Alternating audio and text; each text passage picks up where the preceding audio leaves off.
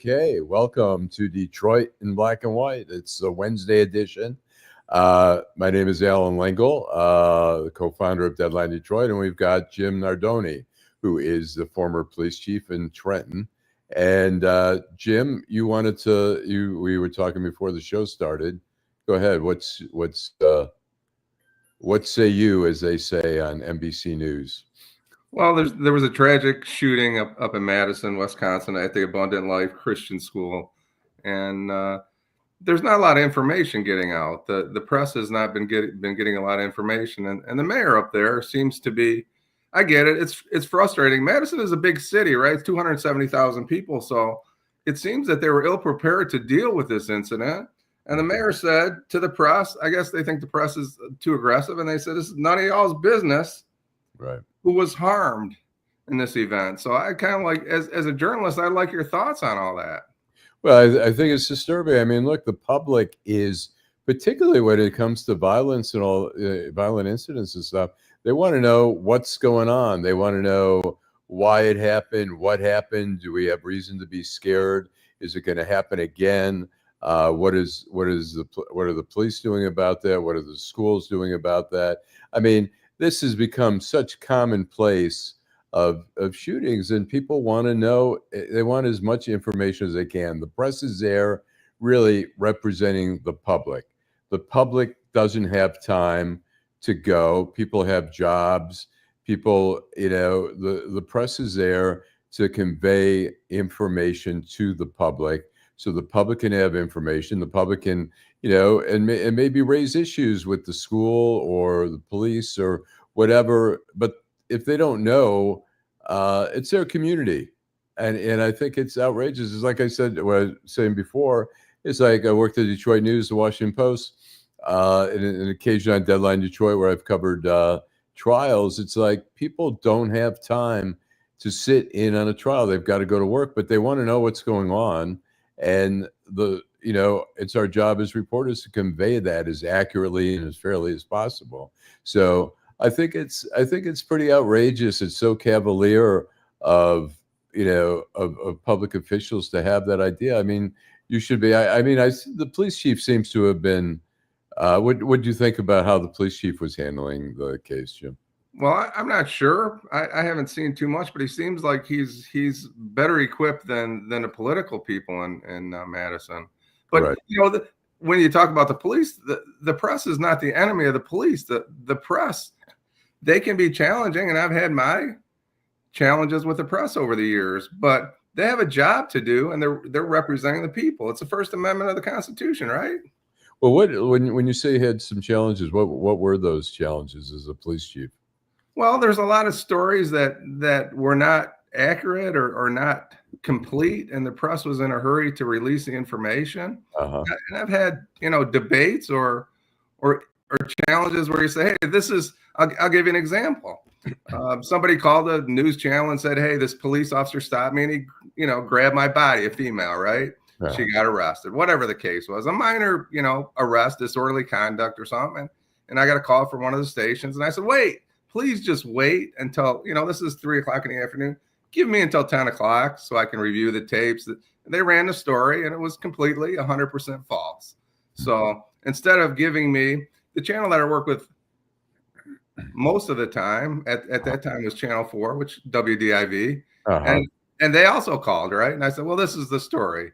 Will you hold it? And their answer is absolutely. We'll hold it until you have some more facts. Right. But some reporters are more anxious.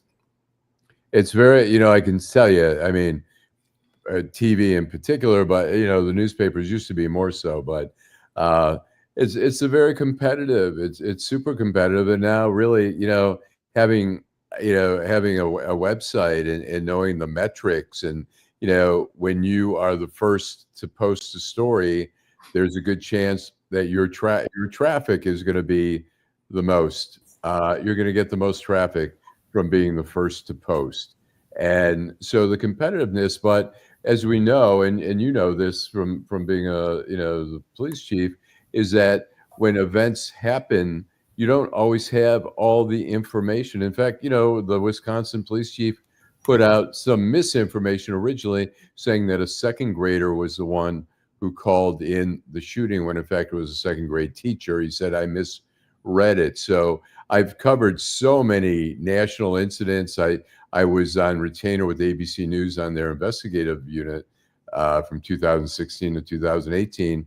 And we were covering domestic terrorism mostly, but also overseas terrorism. And I can't tell you how many times the initial story was not 100% accurate.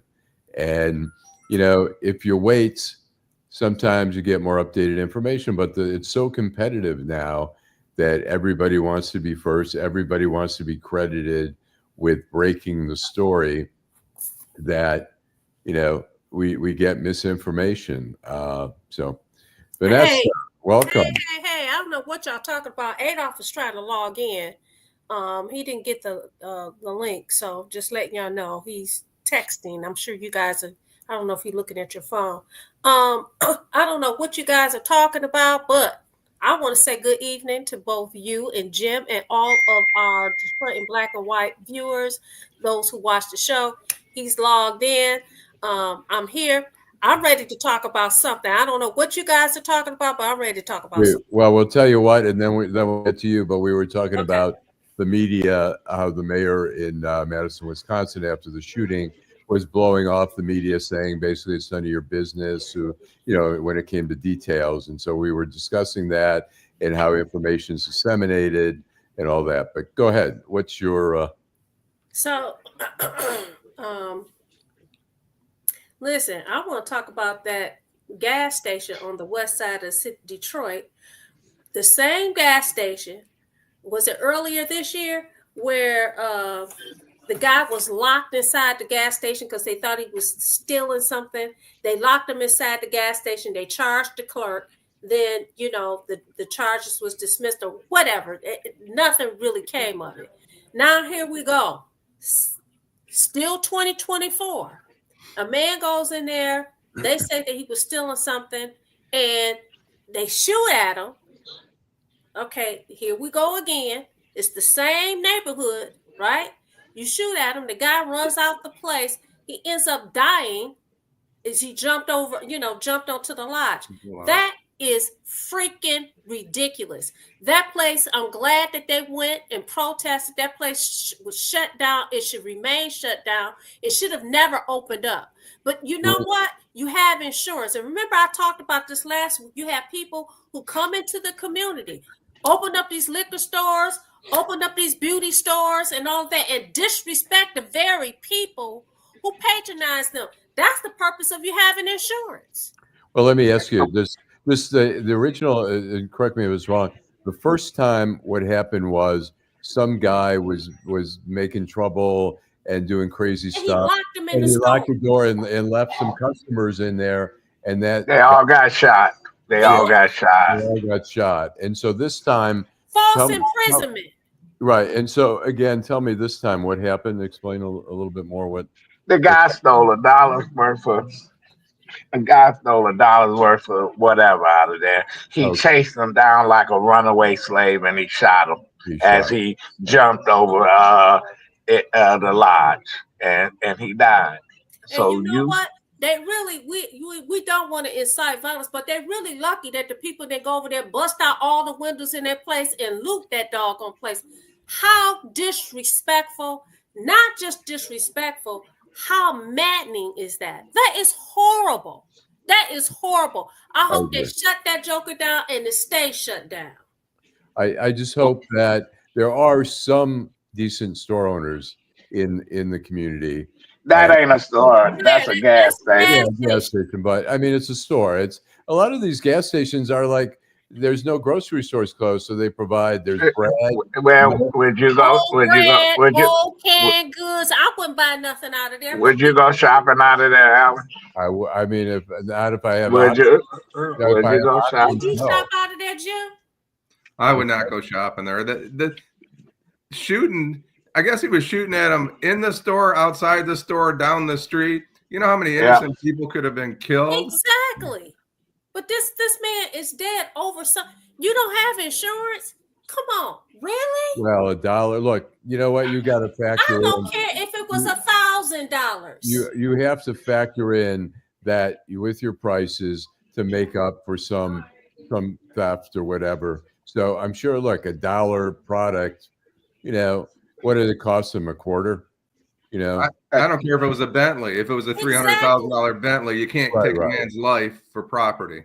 Right. But I'm saying, when we look at a can y'all product, explain to me why it was even why did they closed it down to do the investigation when he locked the people in and people ended up dead? Why in the heck was the place open again? Why did it remain? That place should have been shut down. And really, like I said, they lucky that people didn't go in there with bats and stuff. That's how angry people can be. They need to shut down a whole lot of them because a lot of them, they let these people stand outside, sell dope. They buy stolen goods. That's when people taking the hubcaps off their cars, all kind of stuff. And that goes right back to the gas station. Listen, I wouldn't even stop there. About how disrespectful they are. You go in there, I go in there as a woman. Hey, baby, how you doing? Who the heck are you talking to? My name is Miss Moss, sir. And you better not look at their. You better not look at their women. Yeah. You better not look at their women. Oh, absolutely. You can't look at them, no. But they can come in and be so disrespectful. Hey, babe, would you excuse me?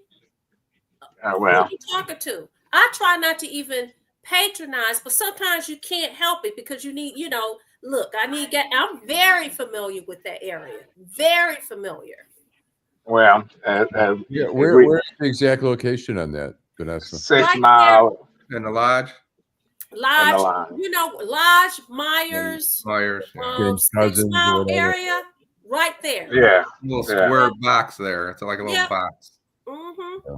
Yeah, I mean, look, you know what? There's only a few gas stations that I'll fill up in Detroit, and most of the time, I'm in the burbs. I'll fill up there. But you got to be careful in the burbs. Yeah, you got to be careful anywhere because people let folks linger at these gas stations. They just Chief Madison just bust 20-some people, carjackers or whatever. I don't know how many. They had a ring of folks going around, and they hit 8 Mile Road. They hit Warren. They hit Hazel Park, Ferndale. Yeah, it ain't just Detroit. All over the place. Burdell's talking about larceny or thefts and robberies and those kind of things. And Burdell, we get your point, right? You save your money, you take care of your house, you take care of your car. Nobody should be stealing it. I get all that, but it's if we thought that way, that anybody that stole, the guy from the Conservancy should be executed because he stole $15 million. If you're gonna somebody getting killed for $1 or $2, remember several years ago in Royal Oak, a guy drove a car test drive and he didn't bring it back. Royal Oak police, they killed him. They didn't get prosecuted, but guess what? They had to pay millions of dollars in a lawsuit. So. Yeah, well, I hope they shut them. I hope they shut it down. I know that, as Allan said, that in some areas you talk about food deserts. I think that's what you're trying to say, right, Allan. And people go because there's no grocery store. So in that area, there is a grocery store right on McNichols, or we call it 6 Mile, between, I think it's like Myers and Mendota on the left-hand side of the street. So there is a grocery store.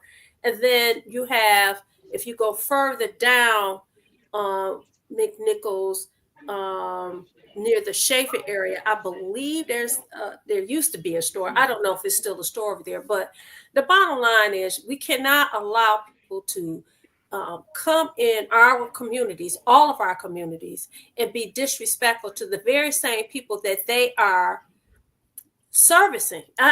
You can't listen. You want me to spend my money with you, but you want to disrespect me and disregard the lives of the people that live in that neighborhood.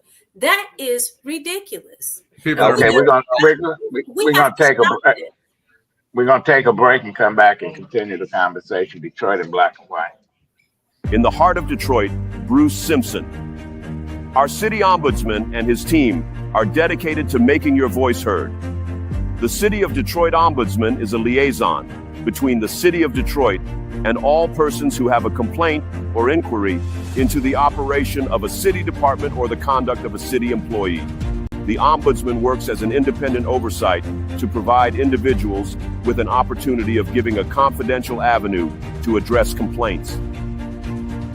You can reach the Ombudsman's office at 313-224-6000 or email us at ombudsmandetroitmi.gov. You can also visit us at the Coleman A. Young Municipal Center. For more information, go to www.detroitmi.gov and type in Ombudsman. We are here to help. In Detroit, we are all one team. When you win, we all win.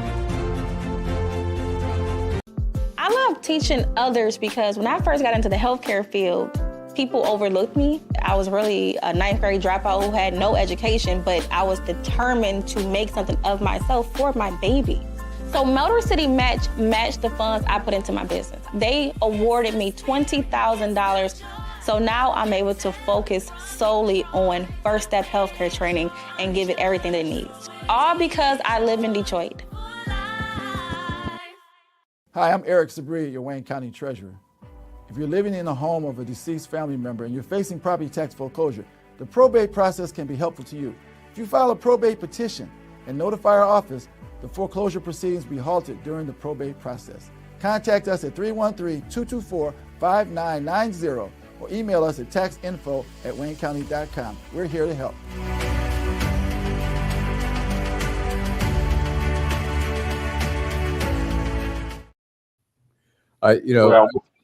Yeah. Go ahead.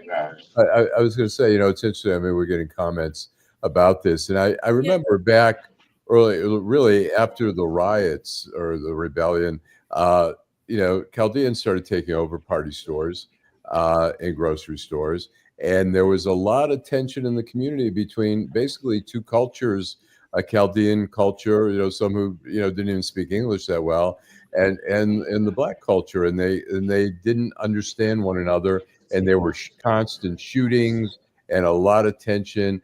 And then the Chaldean Groceries Association started to do things like sponsor baseball teams and give out turkeys on Christmas or Thanksgiving, and so apparently there's still issues, and there's now a new younger generation. Well, it's still the same problem. Yeah. They still have the same issues. Yeah. And it hasn't changed. And it was a shooting on Mac several years ago where the employee grabbed on a woman, and her husband showed up, a boyfriend, and he got killed. They closed down the gas station. It was closed for a while, but then all of a sudden it popped up with a different name. So that's what's gonna happen there. Oh, I agree. Because they're gonna give people that live in that community some money to come in and say they've been good to us. They treated us right. So well, listen, I want to take this conversation to Jim. You live in Trent, Metro Detroit area. Give me the demographics of those people who own these gas stations in your neighborhood, in your city. Well, I think it's around the whole metro area. Most of the people that own these are Middle Eastern families that own the gas stations here in Trenton and Brownstown and Woodhaven and Madison Heights and Sterling Heights. And I think a lot of them are family owned operations, and a lot of these stores, I'll call them stores, are owned by, a big extended family. Okay. So my next question is this. Are they disrespectful to the people in your community? I think that they are. Yes. I think that you have a certain level of that. Okay, give me an example. Give us an example. Well, it was not that unusual to be a road officer and showing up, getting a call to a gas station that they were having a fight over, a 2-liter bottle of 7-Up. So they're trying to steal my stuff. This guy's trying to steal my money. I got cheated out of $5 worth of gas. It's not that unusual to have these kind of incidents. We're selling K2 and it's against the law, but we're hiding it behind the counter. My son just bought K2 at the corner gas station, and you go in there and they wouldn't cooperate with the police. You had all these kind of incidents. It's not that unusual. But you know what? I learned? I learned that in the city of Detroit, the Chaldeans don't own the gas stations. The Arabs own it. In the suburbs, the Chaldeans own the gas station. So there's a big difference when we dealing with situations. They're not shooting. A lot of they're not shooting over a candy bar. And I'm going to tell you that they're not shooting a kid over a candy bar. Yes, you don't like my music. I'm an ex-police officer and police chief. Or you shoot somebody over a bottle of water. Young man in North Carolina got gunned down. They didn't even take the water. He got shot over a bottle of water. And you know, these folks think you can just pull a gun. Life in Detroit. Boom, boom, boom. But listen, I talked about this the other day. So we have a community, and I don't hate anybody. What I do hate is people who have disrespectful behavior to other human beings. What I said last week was that I believe that the political dynamics is going to change within the city of Detroit. I truly believe that. We talk about the gas stations. Let's talk about all these doggone fish markets that's in the city of Detroit. Listen, we flock because black folks know they love them some fried fish. We go to these places. They're not owned by black folks. It's owned by the same people who own these gas stations. And you get the same kind of well, Vanessa, you can't get mad. You can't get mad at people because they can get money. They can get money. They can open up businesses.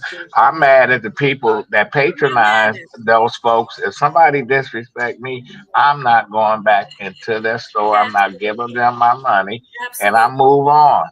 And that's just the way it is. Didn't you work with some of the cannabis companies, and who owned those in Detroit at one time? Did you spend some time working? Chaldeans. Yeah, they own most of them. Yeah, they own most of them. You know, it's interesting how the Chaldeans originally started the markets. There was a guy, Mike George, who owned Melody Farms, which was they were a provider of milk and ice cream and all that. They had all these Iraqis who were coming to Detroit, and they got all these loans from the Iraqi government. When they came over here, they had a government sponsorship. And they got money, and you know, we used to gotta go into a bank, and MBD wouldn't give us a loan, or they wouldn't finance a mortgage. But then they got slick, and they said, "Well, we won't finance a mortgage in Detroit. If you move to Southfield or somewhere, they point you might get a mortgage." So we started right. I'm sorry. Go ahead, Jeff. I'm just going to say, will you explain to our viewers exactly what a Chaldean is, so they understand? It's a person from Iraq that's a Christian. That's a Christian, not an Arab. They're not an Arab. It's just like in Iran, they're Persians. They're not Arabs. And you got to be real careful when people throw that name around. Oh, that Arab.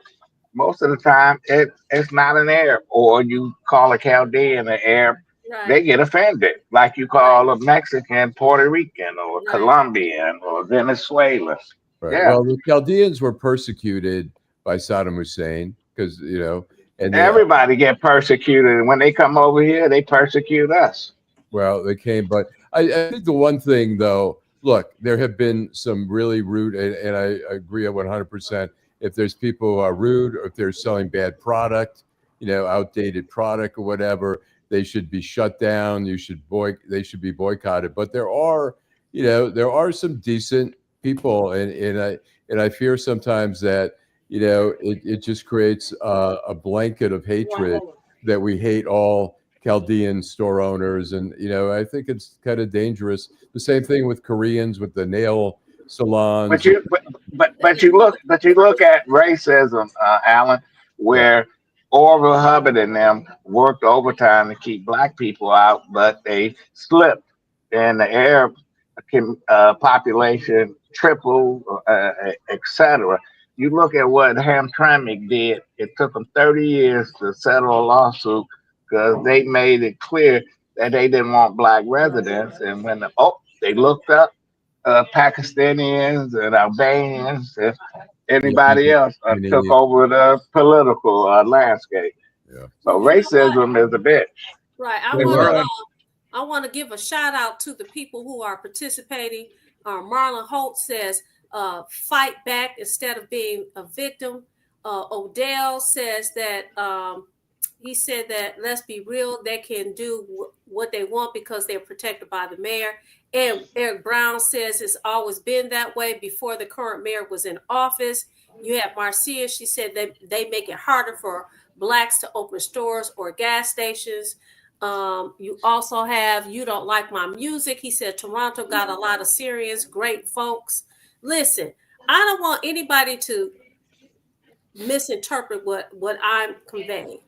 I said I don't hate nobody. I don't hate you, Chaldean, Arabic, or whatever. I hate your actions. I hate the fact that you think that you can be disrespectful in the same community that you make money out of. That I hate. Okay. Can we talk about Marlon? Well, no. Go ahead. You get the last word, Jim. I was going to say I was robbed at gunpoint, and I happened to be armed at the time. And I had every opportunity to take a young man's life, and I'm certainly glad I didn't do it. And if the situation was the same, this was 30 years ago. It was not in Detroit. Where was it? In River Rouge. Uh-huh. I'll tell you what, if it was the difference between taking his life and giving him the keys to my 2016 Silverado, and maybe I'm older, maybe I feel differently than I did then. You can have the keys to my car. I'll just go get a new one. I'm not no question. Over. Well, read Burdell's comment. It's interesting. I mean, we have seen, grocery stores that have been, at times selling outdated material. Oh my God. There was a place selling raccoon meat. It's all kinds of different things, and those people, shame on them for disrespecting the community. And ain't nothing wrong with coon. I grew up eating coon. Did you? Burdell said, yeah, a lot of people. Yeah, as a teenager, they worked for a grocery store on Joy in Wyoming. This dude used to have them erase the dates off the lunch meat with fingernail polish remover. Yeah, and that's when Bruce Simpson, the ombudsman grandmother, when she was a state rep, she sponsored that bill because of that. They had to put dates on meat. And with that said, we're gonna come back on Friday and continue the conversation. Thank you, Alan. Thank you, Jim. I'm not gonna let you go yet, Adolph. You got to talk to me about the raccoons, because there's a lot of raccoons in freezers in Detroit. I can tell you that. Yeah, and no question. Opossum. My grandfather used to cook possum and squirrels. Really? How was they were from South. Just like you eat tripe, don't you? From a cow, don't you? I don't eat tripe. Well, go to West Bloomfield. You'll find it in the butcher shop. No, that's what it is. It's a case. Does it have a good date on it? You don't eat the tripe. You eat the fish. Well, whatever. You can eat some hog maws and some chitlins. But anyway, I want to thank all the people that been watching us. We'll be back Friday at 8:30 and Saturday at 10 o'clock at McShane's. Take care. All right. Thanks, Teresa.